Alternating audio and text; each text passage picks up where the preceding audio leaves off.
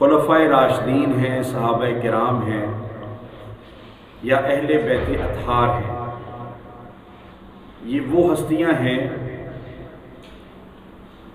کہ کل کائنات کے اولیاء، غوث، قطب، ابدال، کلندر، اوقات،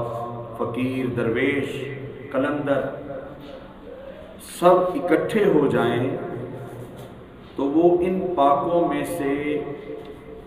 کسی ادنا ترین صحابی کے برابر بھی نہیں ہو سکتے۔ یہ ہمارا عقیدہ ہے،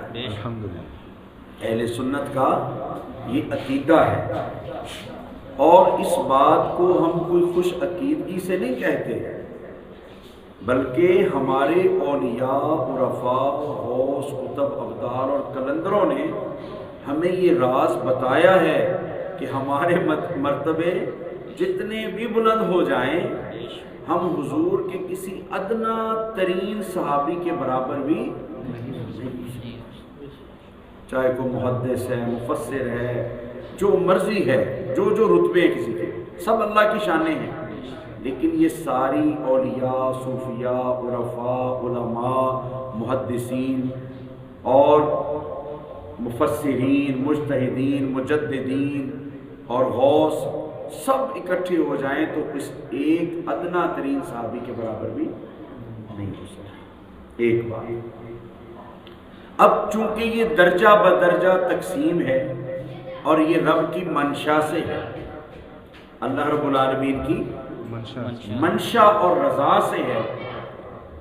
اگر ہم اوپر سے آئیں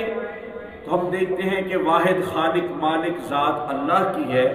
جو اپنی ذات اور صفات میں کوئی شریک نہیں رکھتا۔ پھر حضور کی ذات، اللہ تعالیٰ کی ذات گرامی کے بعد کل مخلوقات میں جو افضل ترین ذات بابرکات ہے، وہ میرے اور آپ کے آقا کریم نور مجسم رحمت للعالمین حضور سرور کائنات سیدنا محمد رسول اللہ صلی اللہ علیہ وسلم کی ذات بابرکات۔ حضور کے بعد کل انبیاء اور رسولوں کا درجہ، آدم علیہ السلام سے لے کر اور حضور سے پہلے تک جتنے انبیاء اور رسول آئے، پھر ان کا مقام ہے۔ پھر اس کے بعد حضور کے اہل بیت ہیں یا حضور کے صحابہ ہیں،